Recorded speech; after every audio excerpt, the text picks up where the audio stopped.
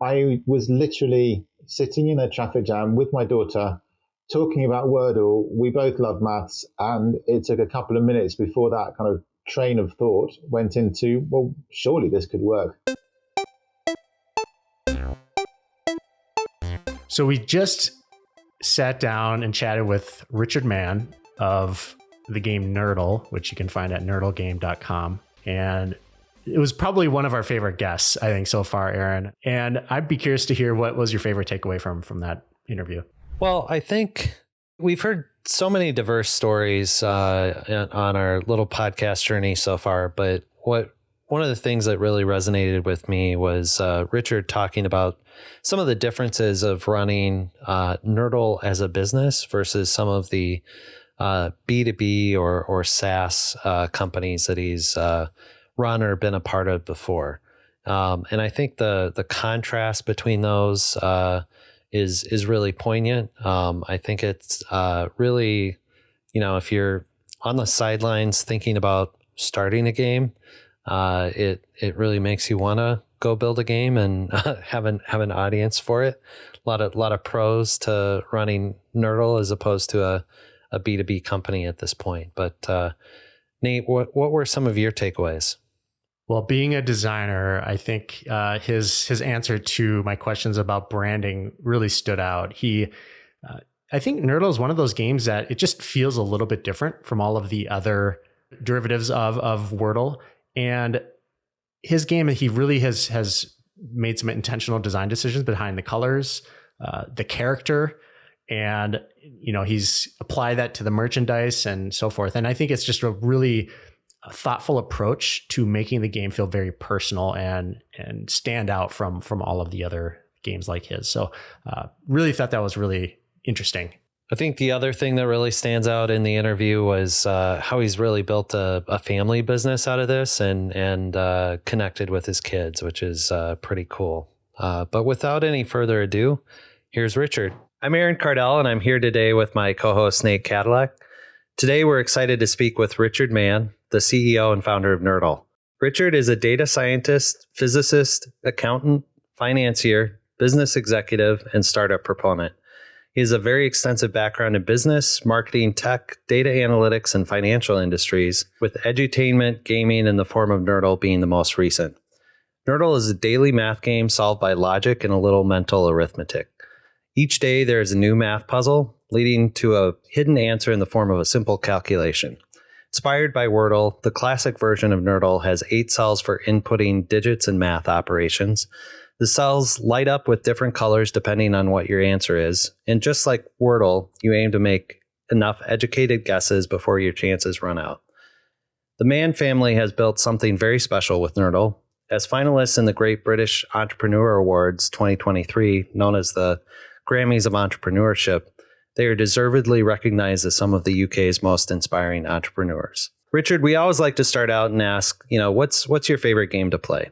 Well, thank you, Aaron, for such a wonderful introduction. I hope I live up to the intro.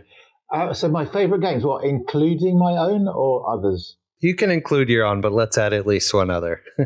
I like puzzle games. I guess that's no surprise.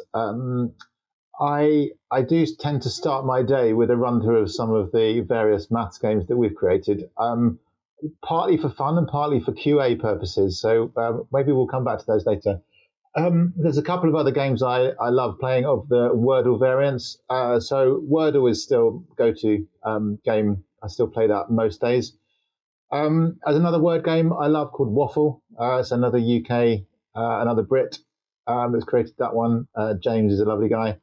And then a few others that I dip in and out of, but that's the kind of the regular go-to suite of games, Waffle, Wordle, and a whole handful of our Nerdle games. I love Waffle as well. And, the thing that strikes me when you say that is, Nate and I have been saying for a while, it just seems like so many of these good puzzle games come out of the UK.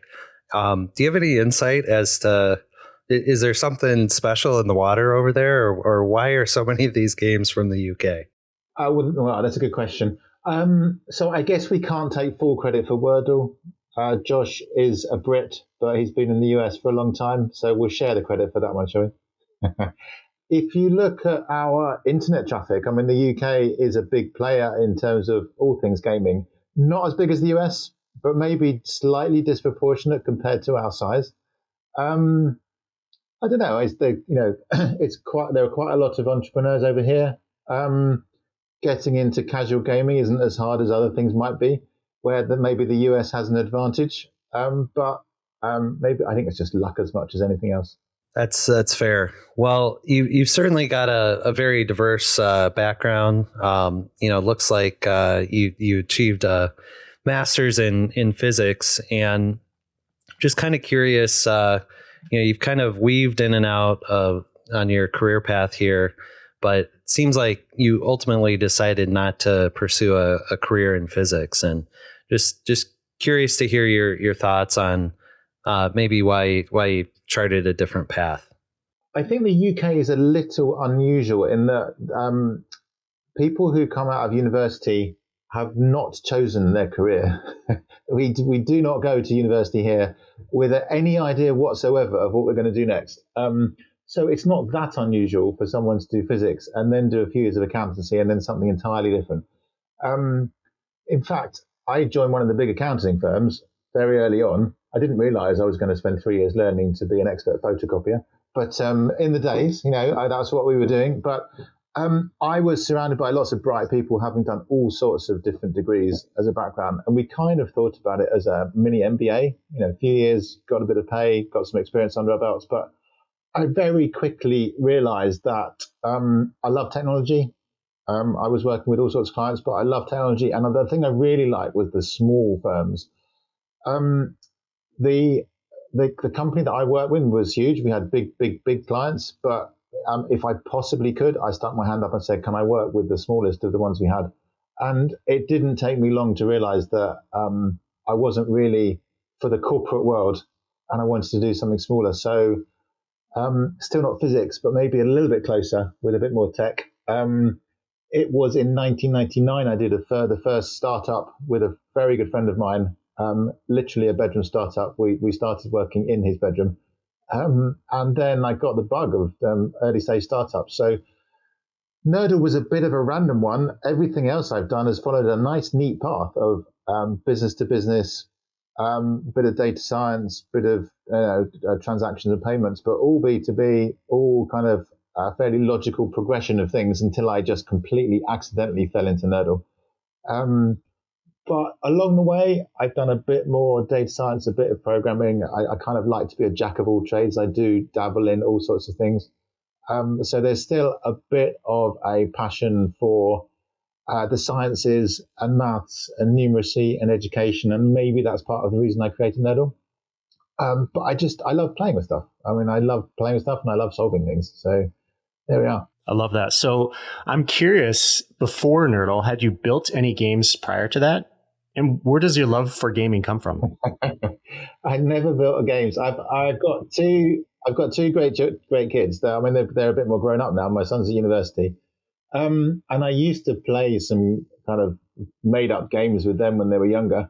I imagine half your audience might think of this as child cruelty, but when my son was born, I used to give him a piece of paper and I gave him a number and I said double it and keep going until you run out of paper. But I've always liked, playing with little games and, doing things like that with some maths involved, not always. But no, I've never created a digital game before. I've maybe had various ideas for little challenges, but never created a game before. I was literally sitting in a traffic jam with my daughter, talking about Wordle. We both love maths, and it took a couple of minutes before that kind of train of thought went into, well, surely this could work for a bit of maths, and we kind of roughly came up with how it might work, and we tried it that evening and we launched it 2 days later. So no, never done a game before. And I suspect that having built Nerdle and a few spin-offs from Nerdle, I'm not sure it gives me any guarantee of being successful with another game again either. So maybe this is my only big one, but I can try a few more times now, which is nice. So, it strikes me like you've had such a storied and seemingly successful career in the B2B space. And there were probably a lot of learnings that you took from one B2B venture to the next. And there's a substantial difference now in the business you're running with Nerdle. And maybe for the audience that doesn't have the contrasting experiences there, what are some of the big contrasts that you see between your B2B background and the Nerdle business that you're running now? Sure. So, and maybe my experience doesn't necessarily reflect every B2B business, but there's definitely a couple of stark contrasts between Nerdle and the businesses that I've been involved before. So the first one, absolutely everything is automated. It's an absolute pleasure to run a business which is generates its revenue by advertising, which runs itself, which scales itself, and all I have to worry about is a few ideas for new games and making sure that nothing falls over. So that presents a very different challenge. So you have to make sure that you are in a situation where you can scale as fast as the market wants you to scale, but you don't have that much control over it necessarily. But if you can get that right, it is very rewarding in terms of just letting things evolve in their own way. I'm not trying to hire staff to do everything. I'm not trying to negotiate contracts with customers every time there's a new thing I'm trying to sell. So in that way, it's really refreshing having a business which effectively runs itself. So that leads me to a couple of other contrasting changes. I don't work with a big team. It's a tiny team at Nerdle. We have like 1.5 people and a dog. There's not much to it. And that brings some advantages. There's less people issues to deal with, but some disadvantages. It can actually be quite lonely. I don't know whether you find this, you guys, are doing something similar, but I have to sometimes go out of my way to have reasons to talk to people about businessy kind of stuff that I never had to do before. The other thing that's quite different is the relationship with the end customer. So I find like it's a very different relationship balance. In a B2B business, the customer is always right, and you are kind of very subservient to them. You have to keep them happy. Whereas in a consumer business with hundreds of thousands or even millions of users, you want to make sure that you keep most of your customers happy, but you don't have to be subservient to every single one. You can have disagreements with them. You can decide which kind of customers you want to look after and which ones you don't. But weirdly, that makes it extremely rewarding when a customer out of the blue decides to thank you for creating a game that they enjoy playing every day, because they don't need to. They don't have any reason, no obligation. They're not paying you. You're not paying them. So I found that extremely rewarding. Is the random emails from people who say thank you for telling them that math isn't scary, or getting their kids into maths when they were scared of all those things that didn't need to happen, but they did, and someone decided to send me a message and thank me anyway. So I think very rewarding in a way that I've never seen before in business. Well, speaking of thank you messages of sorts, you had a very public video from a very public figure in Bill Gates, kind of talking through his daily Nerdle playing. When did you first learn of that, and what was your experience around that? So this has to be in one of my absolute highlights of Nerdle, and probably any time. So I'll tell you what I know happened, and then I'll tell you what I think happened. So I have a Google News alert set up for things relating to Nerdle. And I think it was one Friday evening, I was sitting at home on the sofa and it popped up and it said something about Bill Gates Nerdle. And I thought, I wonder what that is. And I looked at it and there was a video, a couple of minutes long, which I immediately assumed must be a hoax, because there was no way that Bill Gates would be sitting there telling the world how to play Nerdle. So I had to watch it several times to convince myself that it was the Bill Gates and not a hoax. I'll show you Nerdle. Nerdle's the one that I probably do have an advantage. It generated lots of excitement on Instagram. We're suddenly getting all these messages saying another person's following you, etc. And I don't know this for sure, but what I think happened is that Bill Gates is often writing content about some extremely worthy causes like child famine and malaria and all sorts of things. I think his team decided that it would be nice to do some content about something a bit more casual and a bit more fun. Wordle was all the craze, and so they suggested to do a blog about that. And I can just imagine that at the end of that session, and he'd got the recording in the can and they'd written the article, and he probably turned around to them and said, actually, do you know my favorite game isn't Wordle, it's Nerdle? And the rest of the team probably went, what?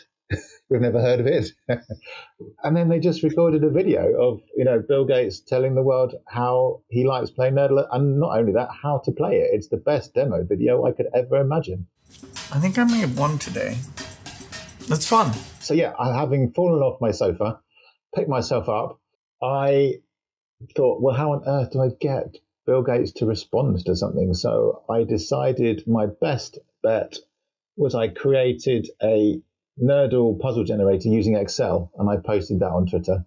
And I did get a response from Bill Gates' account, who knows who actually posted it, saying that I'd made his day. And that was as much as I could possibly expect. As you can tell from my long answer, it was quite an exciting moment. So yeah. No, it's perfect length of response. Yeah, absolutely. I watched that video and was pleasantly surprised at how easy it was to kind of demonstrate how to just play the game, knowing that I think his answer was 32 or something in the demo video. And so that was just, I'm a designer, I'm visual. I prefer word-based games versus math-based games.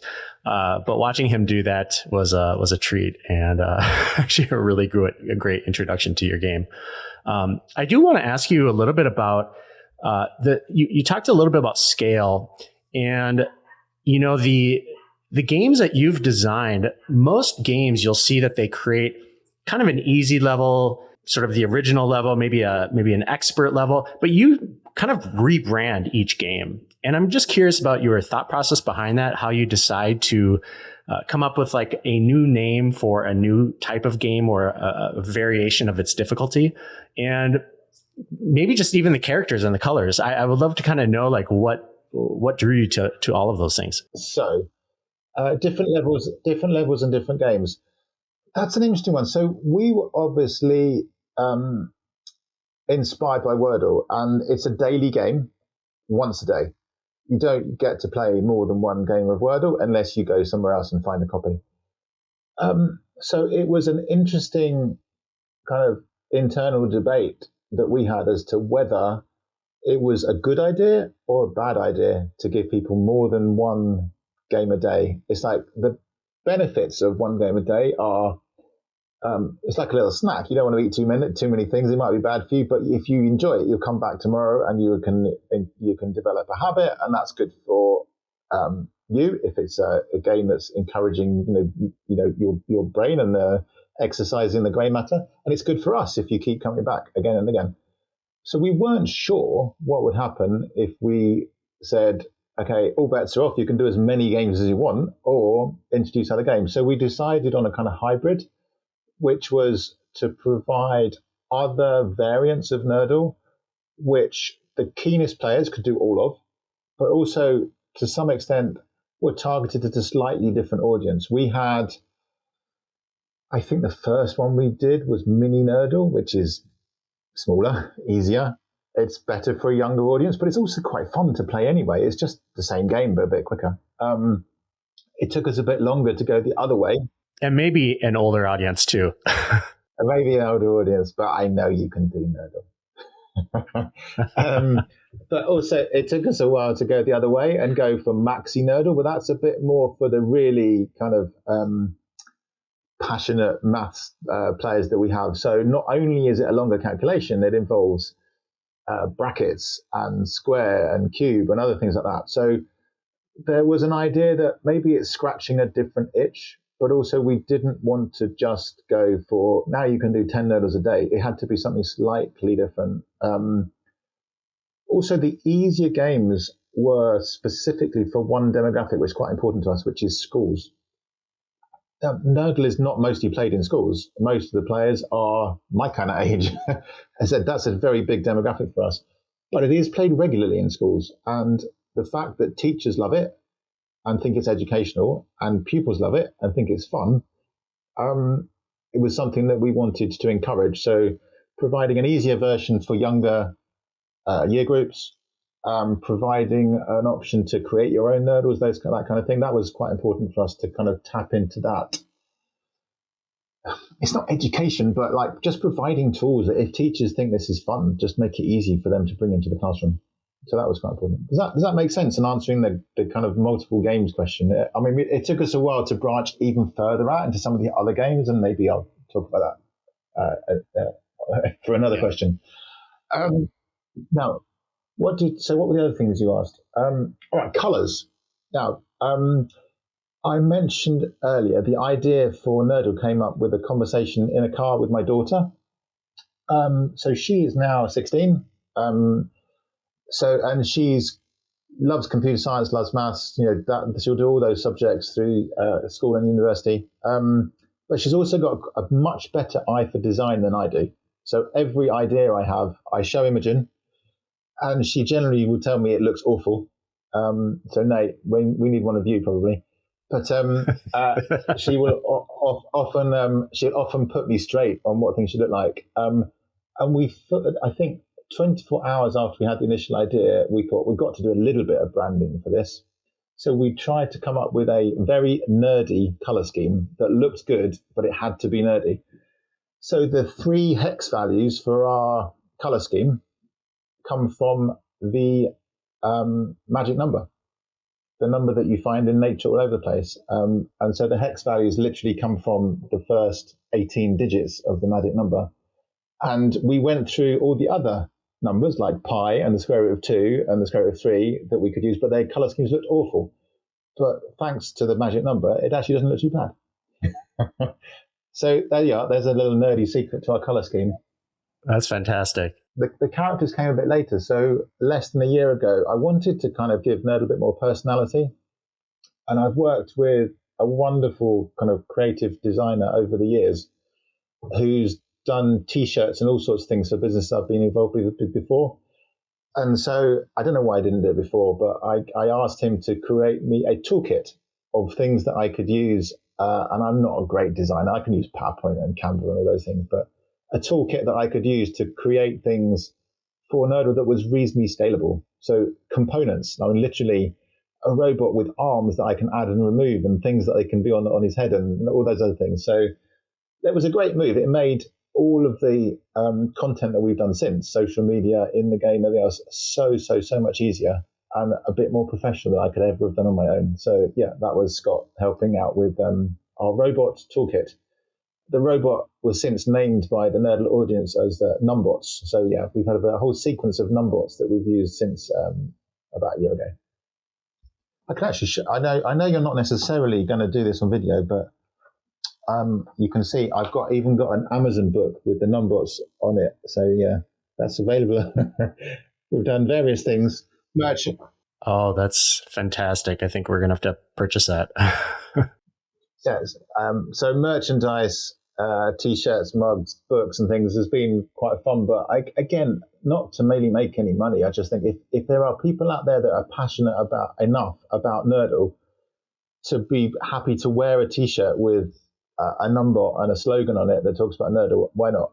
It makes my day every time I find someone who'd be willing to do that, let alone pay for the privilege. So yeah, it's fantastic. And kind of back to the number of games question, or just the derivatives of all these games. If I'm counting right on your site, it looks like maybe you've got approximately 13 games now. I know you just launched one last week, maybe are about to launch another.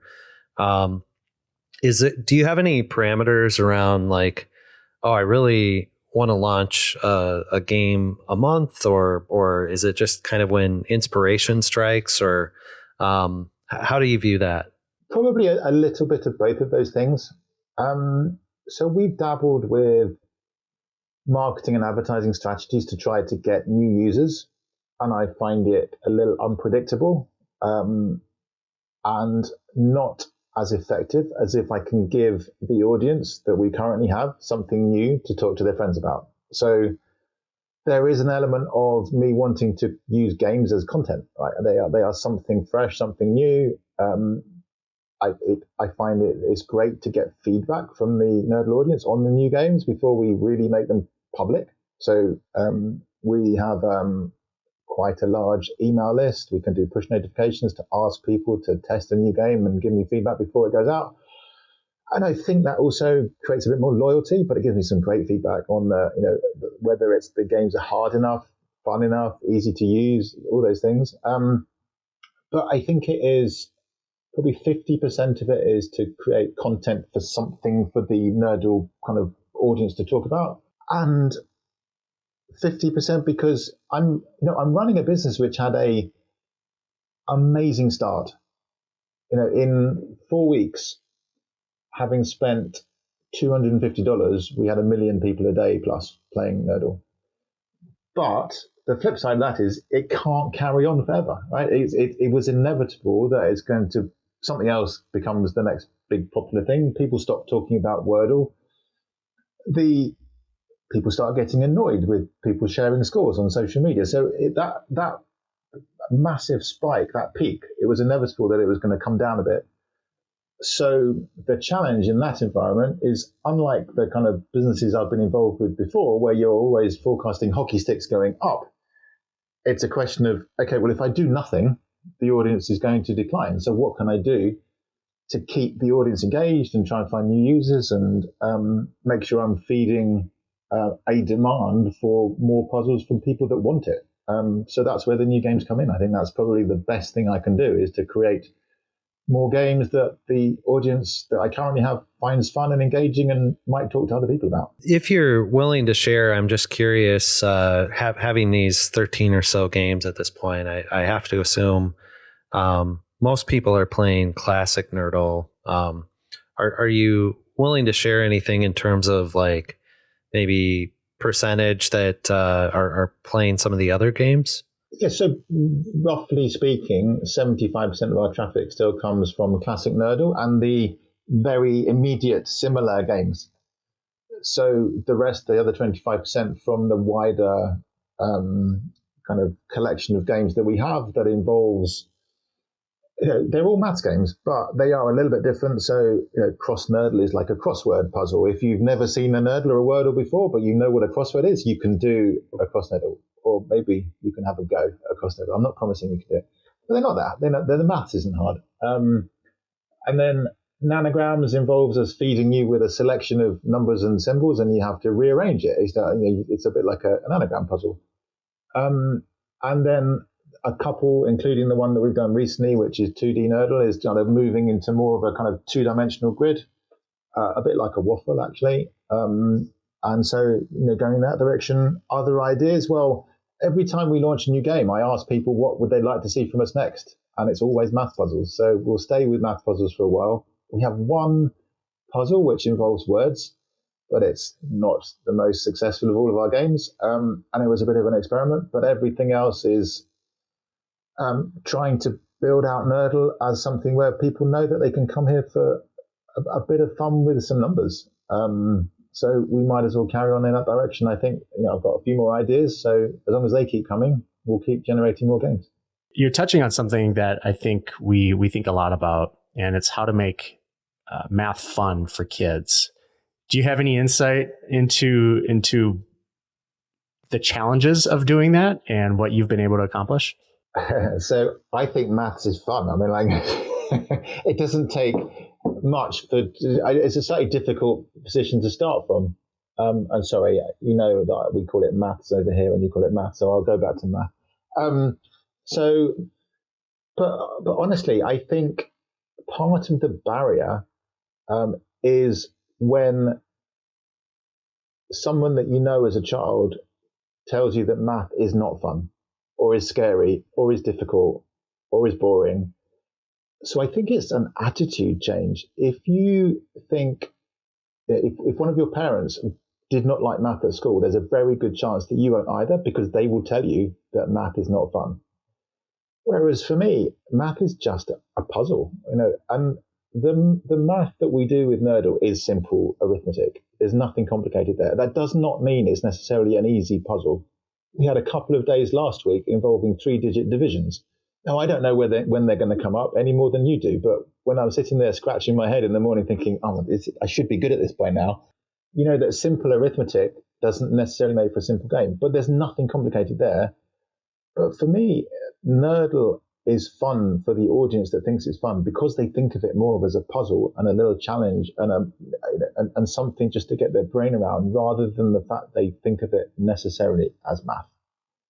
But I think there's probably some lessons from that for how you should think about teaching math in a much wider spectrum, a much wider concept. If you want to encourage people who aren't naturally finding math accessible, easy, or fun, I think you've got to turn it into something which is more of a game, more of a challenge, more of a puzzle, until people get that it can be fun.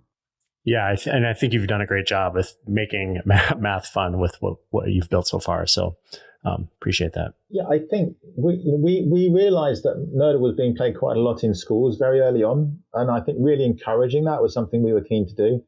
We can't solve child numeracy worldwide, but we can make a little bit of a difference by trying to give teachers some tools and give children some fun.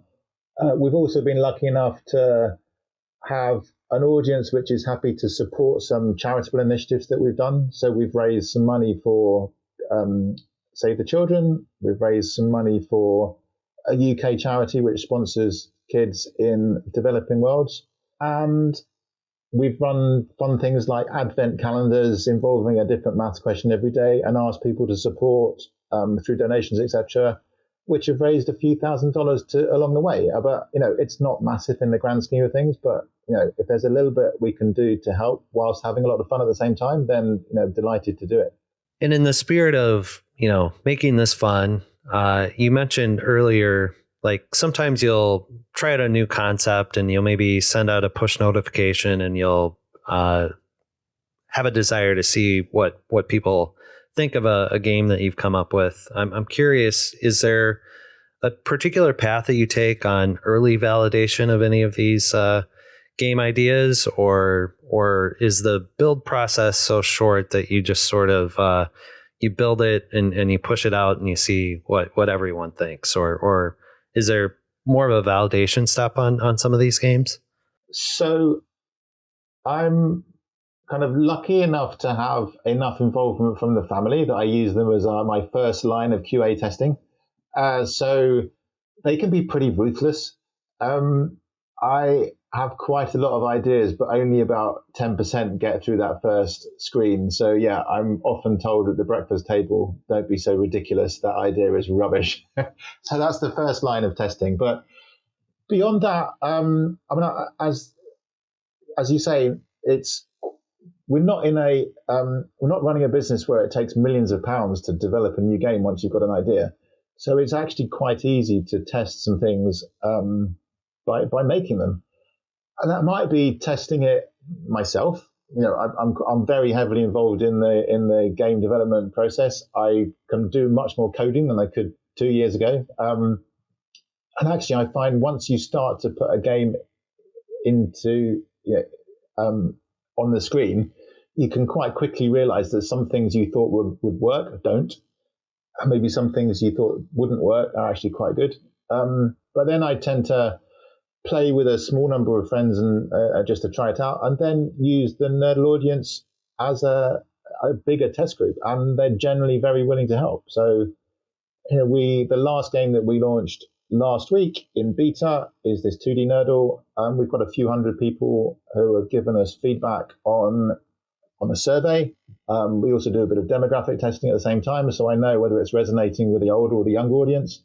And that feedback is invaluable. I think it also gets a bit more buy-in from that audience, which is great. But I say it's fairly cheap to bin it and do another game if it doesn't get the right reception. So we're in a very lucky position to be able to do that and iterate new games with a very small team, pretty quickly. So I'm always on the lookout for new ideas, for new games, be it from inspired by other word games or board games or other things. Just trying to think of other ways to incorporate ideas that could form the next best Nerdle game. You've mentioned this idea of getting feedback quite a bit now. How do you best get feedback from your players? Do you have a community Discord set up? Do you just rely on emails? Do you do surveys? Just curious, what's your tactic there? It's a little bit more old fashioned than a Discord server, but that maybe resonates better with the Nerdle demographic. So we have a very wide audience globally, age split, but there's a disproportionate number of Nerdle players that are, my age and older. So I guess the feedback comes in two forms. There's the unsolicited feedback. We get quite a lot of emails from users. We've always tried to make it very easy to find us and contact us. So emails with complaints, suggestions, comments. I've lost my score. How do I get it back? That kind of thing. Shall I tell you what the most common complaint is from Nerdle users? The game doesn't work. But that's because there's a very common misunderstanding about order of operations, the fact that multiply and divide comes first, but not necessarily in that order. So that's the common one. But if we get beyond that, lots of good suggestions from the audience, whether it's features, usability, adding a colorblind mode, all those things, all the way through to new games. And then there's the solicited feedback. So every time we have a game that we think is ready enough to let out to a reasonably wide group of people, we will send it out for early access to all the Nerdle registered users. So you don't have to register for an account to play Nerdle, but if you do, it means you can back up your scores and that kind of thing. So we've got quite a lot of people that we can contact in that way, and we encourage their feedback through a survey. So it tends to be email out and then a survey response to come back in. We can do push notifications to the people that use the Nerdle app, etc. That tends to be the way we solicit feedback. Some on social media, but probably more when we solicit feedback by contacting that base. It's a slightly self-selecting audience. Obviously, the people that have registered for a Nerdle account are our fans, our biggest fans. So we try to take the feedback with a little bit of pinch of salt too, and think about how we can make sure that we're building games which attract a wider audience. But to be honest, the most important audience to me is our current Nerdle base. So if I can keep them happy, I'm happy. Would you be willing to share, Richard? I know, a lot of these games have, kind of don't require registration. And increasingly, some of these daily games have options to register and save your stats and things like that. What percentage of your daily players have actually taken the time to register for an account? So it's less than 5%. And I kind of wonder whether that's a good number or not. Nerdle was initially created as something that we didn't want any barriers in the way of people playing. So we didn't want to put any of the functionality behind a registration in any way. The benefits of having an account are not huge. If you don't like our advertising, you can turn it off for 3 days anyway. You just go into settings. We don't offer a paid subscription instead.